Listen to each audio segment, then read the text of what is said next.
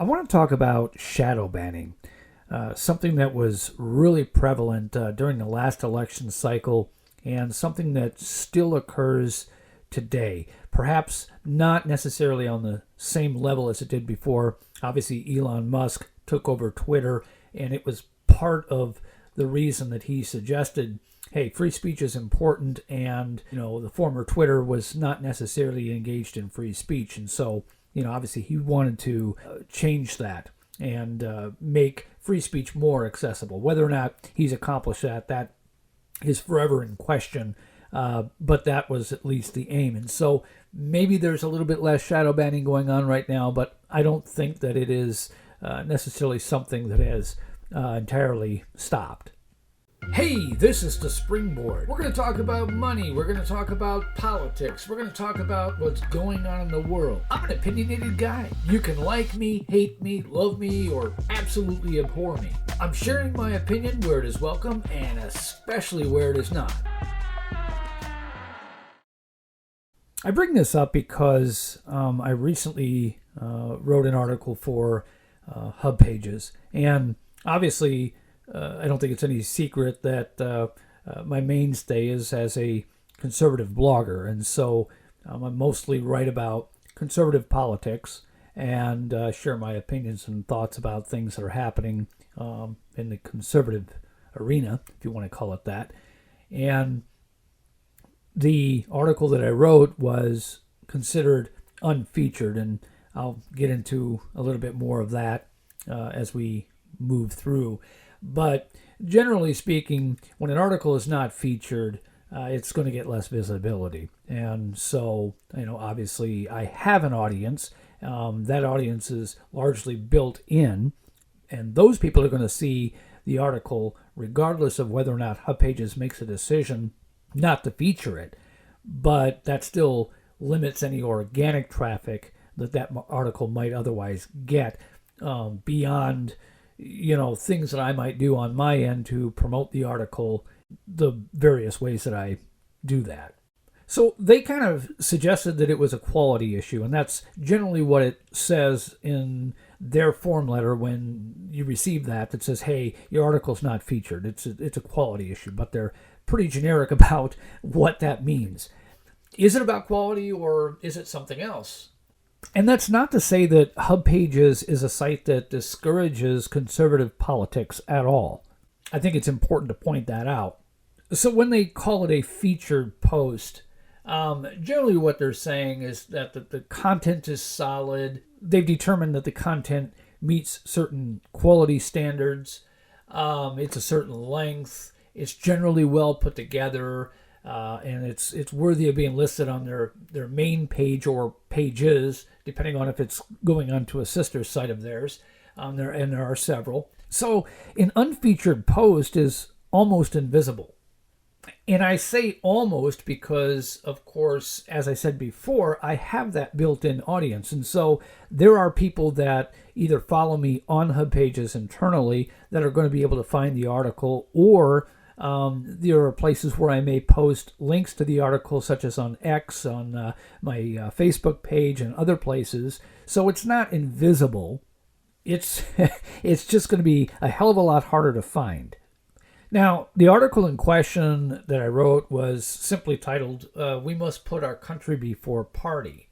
And there's nothing about it that seems to obviously separate it from anything else I may have written on the site that has, been featured before it, including conservative politics as an issue. Now, there is one thing that I do bring up in that article, and I do make some reference to suggestions of Joe Biden's mental capacity. And I'm not going to say that I'm being mean in any of the comments that I make regarding that. But that may be an issue, or may have been an issue for HubPages in determining whether or not that article would become featured or not. I don't know the answer to that because they don't tell you specifically why an article is not featured. But certainly it begs the question, is that the reason? Moreover, if that is the reason, then that is shadow banning. It's not censorship, but it's just a way of making something less visible to other people organically. And so essentially it's sort of the same thing. if you limit the flow of information, it's just as bad as completely denying that that information ever gets seen. And I'll grant you, I mean, I'm not a doctor. I have no way of knowing whether or not, Joe Biden has dementia or doesn't have dementia, whether or not he has mental decline or if that's official. I'm not a doctor. I can't make that assessment. I can only, share my opinion based on a variety of different parts and pieces as to why I think that might be a possibility. And obviously, I'm not the only one who makes that assertion or suggestion. A lot of people have questions. Interestingly enough, it seems okay that if you make the suggestion that Donald Trump is in mental decline, that's okay. You can state that without any question. But if you take that stance regarding Joe Biden, well, somebody's going to have an issue with that. That's going to be a bigger problem. And again, I'm not saying that is the reason that post was not featured. It just seems to strongly suggest it to me. And I want to be very clear here. I'm not butthurt, okay, that my article was not featured. It's the principle of it. Obviously, when you write something, you write to be read, and you want as many organic eyes on that as you possibly can get. I mean, I write conservative blogs because I have an opinion, and many of them, and of course I want to share those opinions with other people. And through that, they can draw their own conclusions, but at least they get to see what my opinion is and draw that conclusion.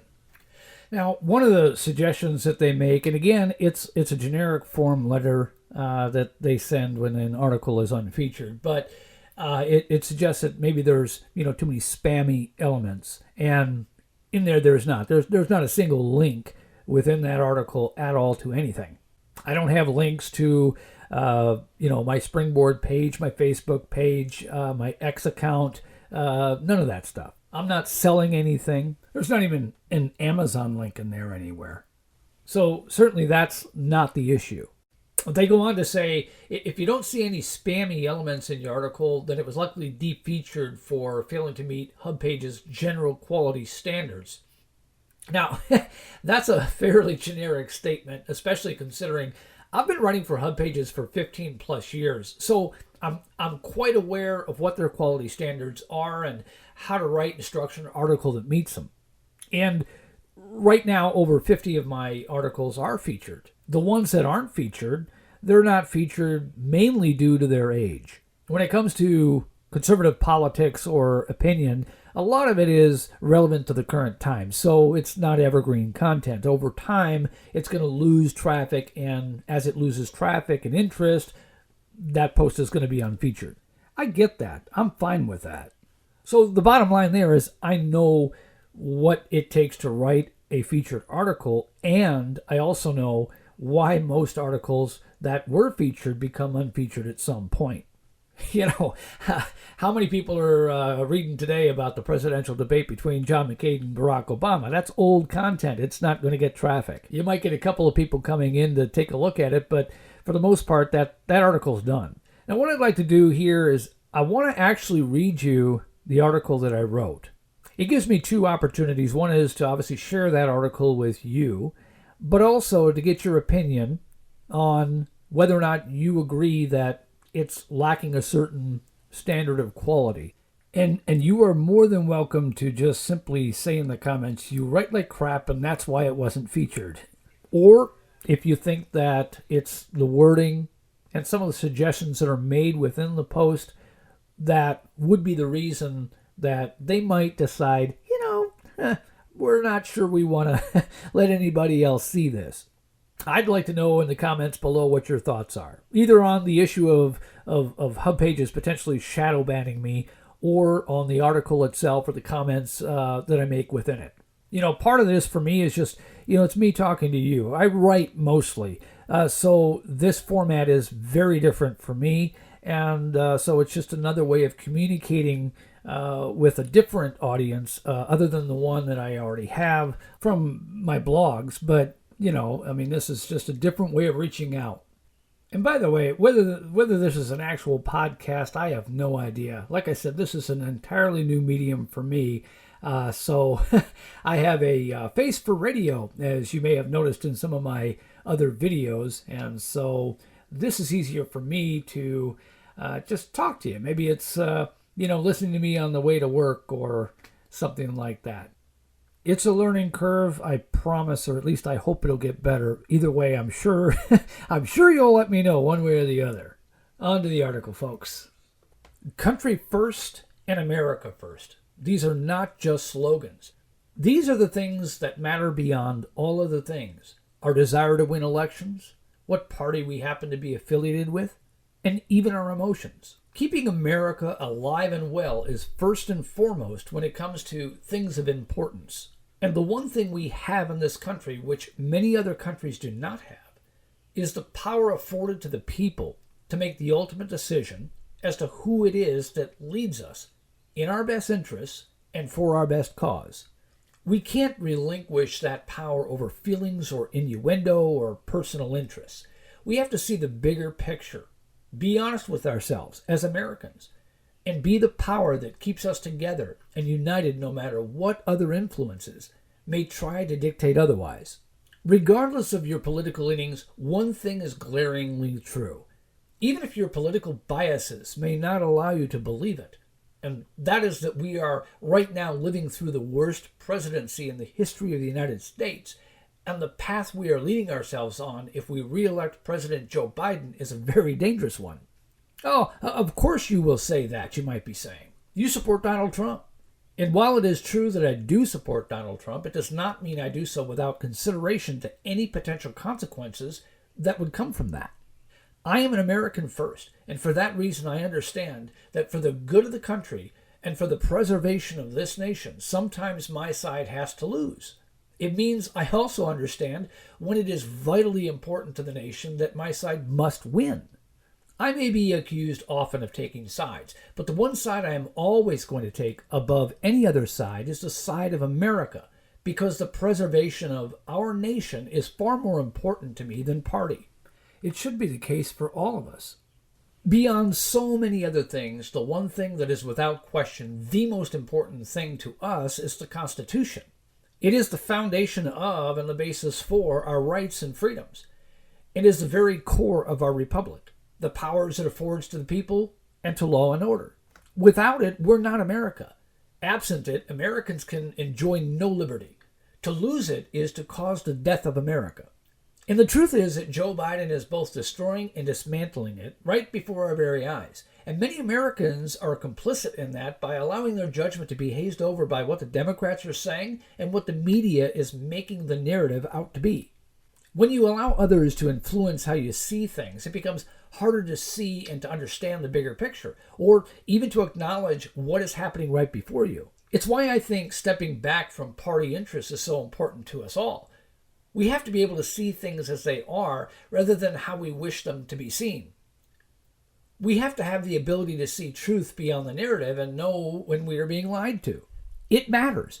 Elections matter. There are potentially grave consequences if we get it wrong.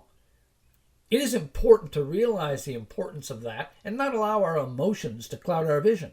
For example, take the current and unprecedented pursuit by Biden's Justice Department through Democrat-appointed prosecutors and Democrat-led municipalities to literally take down Donald Trump and try to potentially remove him from the race during an election. The unprecedented nature of that alone should be cause for at least a raised eyebrow or two. No other former sitting president in the history of the United States has ever been indicted for anything. One can claim, but Trump is guilty. But again, it's that stepping back from one's party affiliations and biases that is important to really dig one's heels into the heart of the claims against Trump. They're bogus. And I don't say that with equal clouded vision. I say it because it's true. I say that because even liberal scholars of law have said the charges are bogus. Believe me when I say that if any of these claims were true, I would not be inclined to support Trump just to win despite them. The country matters to me. Law and order matters to me. I am fully aware of the dangers of getting it wrong and electing the wrong person. If that person were Trump, I'd concede it and accept it and move on. No, really I would. Beyond just the politics of everything, there's one giant and glaring question that I think should be on the minds of everyone. Is President Joe Biden fit to lead? Even in some of the liberal media, it seems obvious that there are mental issues going on. They are extremely difficult to dismiss. People can see them, and there's only so much spin you can put on it. The White House staff has been clear to try to dispel rumors of mental decline. The president we see every single day is not always the president you see. That's what they say, right? As Bill Maher recently said, maybe you should take some video of that and show it to us. We're being forced to simply take their word for it. It is important that we know who leads us. It is important to know that the person we elected is the actual person running the country, not his cabinet, not other staff, not people with whom we do not know their positions and whom we did not elect. Why did Joe Biden recently cite executive privilege to bar the audio from interviews with the president conducted during the compilation of the Hur report? We have the transcripts. Those were released to the public. But Hur was quick to point out that during those interviews, there were serious questions as to the mental capacity of the president to fully answer the questions posed to him. The audio could add a particular element to the question of Biden's mental state that you won't get from the transcripts. It would add a layer of context that I think is important. It matters to voters, and that's the main reason executive privilege was used to bar the release of the audio, because the reality is that the audio likely makes the president look bad. It shows a truth that they just don't want people to be aware of, because that audio likely hurts the president. But of course, the American people deserve to know the truth, just like in the matter of all these things happening right now with Trump.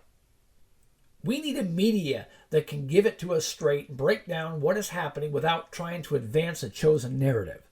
We need unbiased, real journalism more than ever. We need a media in support of their real role in society.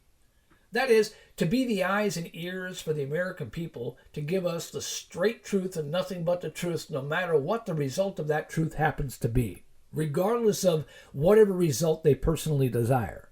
There are simply too many things happening right now that I think are a severe detriment to our republic.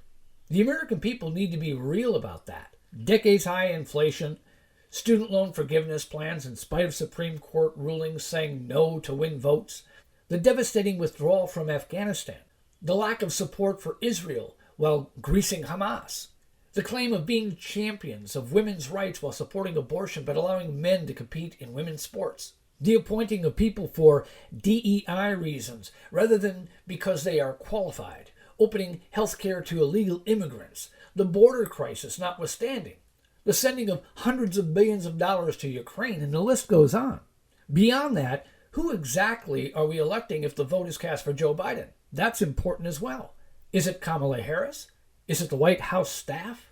Is it a collective of the Democrats in Congress? Why are we not being allowed to see the president being the president? He's kept out of view as much as possible, hardly ever holding press conferences. We don't even see the president campaigning. Even the rules the White House laid out for the upcoming 2 debates between Biden and Trump ought to spur on a few questions. No audience, carefully selected news agencies and debate moderators, no hot mics when the other candidate is speaking. Why? It's to hide certain truths, of course. It's to control the narrative. Everything the Democrats are doing is to dictate your choice. They really want to see Trump prosecuted, of course. That's then game over, right? But in the meantime, they have to control everything else. And that's because there are reasons to need that control. Because there is no solid record for the president to run on. So lacking that, it's their word, and only their word that gets heard. And they're trying really hard to convince you Joe Biden's the right guy for the job, end of story. They don't want to have to explain it. They don't want to have to be truthful about what's really happened over the last 4 years. They don't want to have to admit that Joe Biden's mental capacity is diminished. They just want to win an election and keep Trump out. And the American people need to be smarter and be able to see through the smoke and mirrors. I said it before, I support Trump, but I assure you my thoughts do not come from that position. I want to reiterate that because I feel it is important. Just like America First is not a slogan is important to understand. The only way the American people maintain their power over our government is to be actively engaged in what our government does and why. And to want to know the truth no matter what it is, even if it hurts. It is said almost every time an election occurs that this may be the most important election of our time. In many ways, I think that's truer now than ever before. End of article. Now, again, that article is deeply rooted in a conservative viewpoint, and it's a definite, I wouldn't say scathing article against Joe Biden, but it's not friendly to him. At the same time, I don't think that anything that I mentioned in the article is necessarily untrue or unproven. They're genuine questions that a lot of Americans have. And I think those questions are coming from both sides, to be honest with you. It's not just Republicans saying, hey, I think something's not right here. There are plenty of Democrats out there asking that very question. And I don't say these things because I want Donald Trump to win. Obviously, I want Donald Trump to win. But if I look back at the 4 years or 3.5 years or however long it's been under Joe Biden, I can't be honest with myself and say, wow, that's been great. So my support of Donald Trump is obviously because I'm a conservative Republican and I enjoyed his presidency when he was president, before. But obviously because I don't think that the direction of the country is going in the right direction under Joe Biden. I've said it a million times that when Barack Obama got reelected, I felt bad about that. But come on, was Mitt Romney really the guy? We all knew why Mitt Romney lost and Barack Obama won. Would Mitt Romney have done a better job than Barack Obama? Maybe, I don't know. We'll never know because, of course, it never happened. So do you think that HubPages is shadow banning that article simply because they don't like the content? And not that it's a call to action, but if you want to read other articles that I've written for HubPages on conservative topics, you can kind of see there's not much difference in the way those articles are written and in the way this article is written. So it can kind of give you a reference point. Again, harsh words, maybe. Unfriendly words, certainly. Pro-Trump, yes. Anti-Biden, yes. I'm not denying any of that.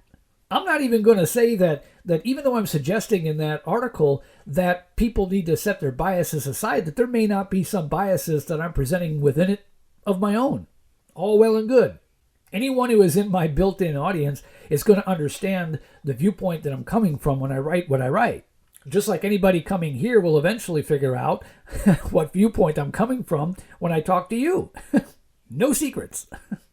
So that's my rant. That's why I wanted to come on here today to kind of talk to you personally, so kind of get your opinion. I want to know what your thoughts are.